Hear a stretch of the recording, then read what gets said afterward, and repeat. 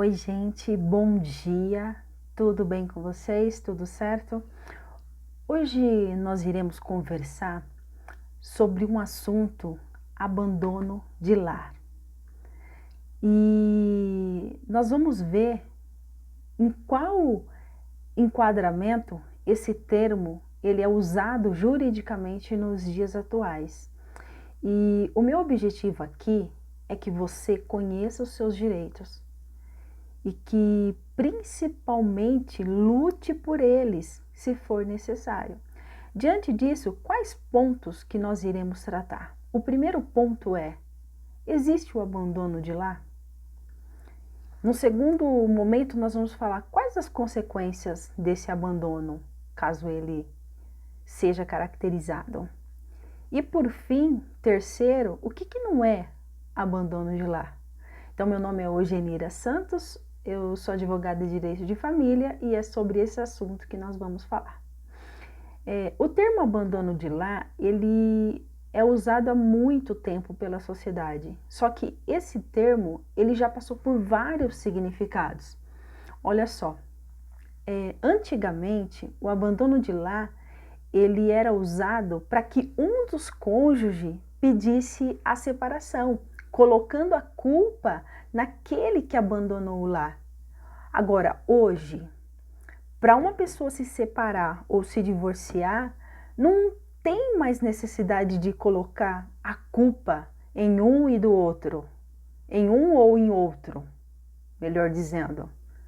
Não há necessidade de apontar culpados para se divorciar. É só um dos cônjuges decidir, tá decidido e tá feito. Mas a pergunta que você de fato quer saber é: existe o abandono de lar? Esse termo consta nas leis brasileiras? E a resposta é sim. O abandono de lar, ele existe, porém ele tem uma roupagem diferente, digamos assim. Mas o que é abandono de lar? Olha só, o abandono de lar, ele nada mais é do que o afastamento de um dos cônjuges do lar comum. E esse que se afastou, ele tem a intenção de não mais voltar para o lar, de não mais regressar. Qual seria a forma de reconhecer judicialmente o abandono de lar? É isso que nós vamos ver. Porque quando há o abandono de lar, ele tem efeitos. E o primeiro efeito é: o cônjuge que abandona o lar, ele perde o direito de pedir pensão alimentícia em desfavor daquele cônjuge que foi abandonado. Ou seja, aquele que saiu não tem o direito de pedir alimentos para aquele que ficou na residência. 2. Agora, se um dos cônjuges abandona o lar por um prazo superior a 2 anos, aquele que ficou no imóvel que foi abandonado, ele tem o direito de usucapir aquele bem. Isto é, ele tem o direito de ingressar com uma ação de usucapião para adquirir a propriedade de maneira exclusiva. Ou seja, se aquele casal é casado no regime parcial de bens, 50% para cada um, aquele que foi abandonado tem o direito de adquirir a outra metade e ficar com 100% daquele imóvel. Só que o importante para se destacar aqui é que não basta apenas o caráter temporal, ou seja, 2 anos, passar 2 anos para caracterizar ou dar direito ao abandono de lar. É preciso ter um caráter definitivo por aquele que saiu do imóvel. Ou seja, é preciso ficar claro que ele realmente abandonou. E aí, eu destaquei aqui que existem 2 tipos de abandono: o abandono legítimo e o abandono malicioso. O abandono legítimo é quando um dos cônjuges sai do lar, mas por alguma razão. Por exemplo, ele está sofrendo uma ameaça e ele sai. ou ele está sofrendo uma violência psicológica, violência física, ou seja, nesse caso, aquele cônjuge tem motivo para poder sair dali.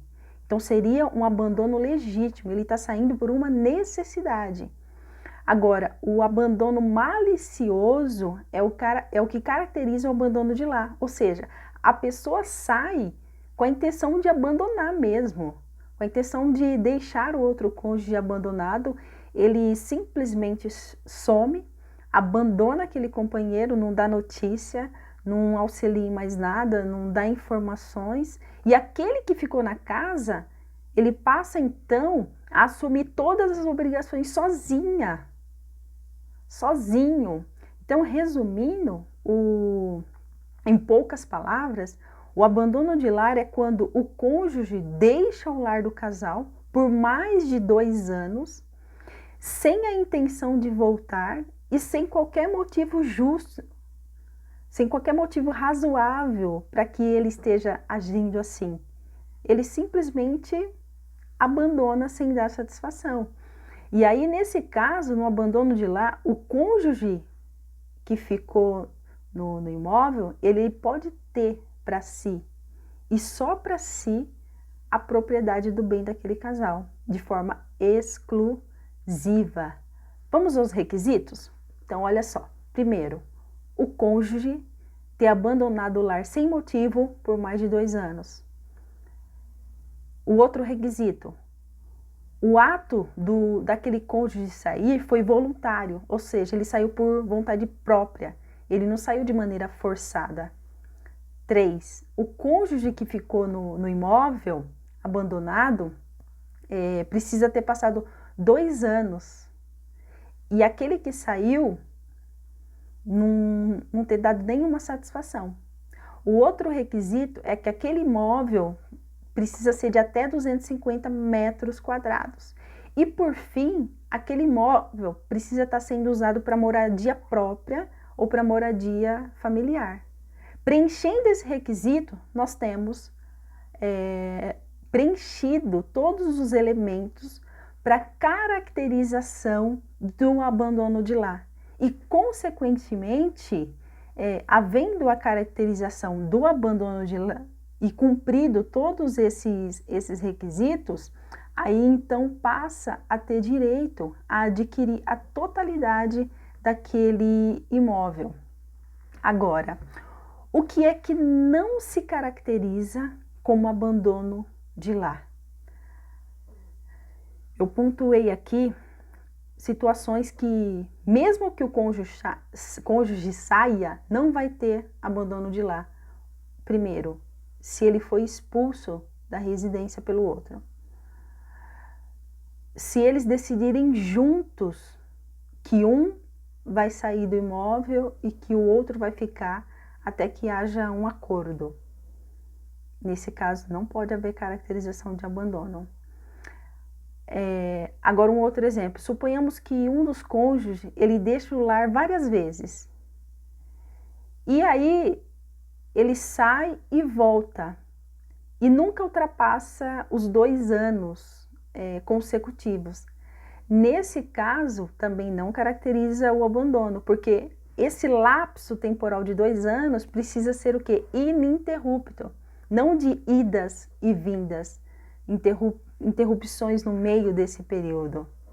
E agora sim, uma dúvida frequente é, se eu sair do lar, eu perco os meus direitos?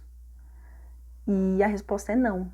O abandono de lar, ele não gera perda de direitos relacionado aos bens adquiridos durante o casamento ou da união estável. A única consequência são essas duas que foram destacadas para o abandono de lar. Ou seja, o que pode acontecer? O que pode acontecer é que aquele que ficou abandonado na casa, ele pode vir a ter o imóvel exclusivamente para ele. E a outra consequência é que o cônjuge que abandona o lar, ele não vai ter o direito de pedir a pensão alimentícia para aquele que foi deixado na residência, para aquele que foi abandonado. Então, fora dessas duas situações, os direitos daquele que sai do lar, eles são resguardados. Então, pessoal, em regra, são essas informações que é necessário termos consciência em relação ao abandono de lar. E eu quero pedir para vocês, então, se inscrever no canal, deixa o seu joinha aqui embaixo e deixa algum comentário, caso tenha ficado alguma dúvida ou queira se informar melhor sobre algum ponto. E até o próximo vídeo. Muito obrigada!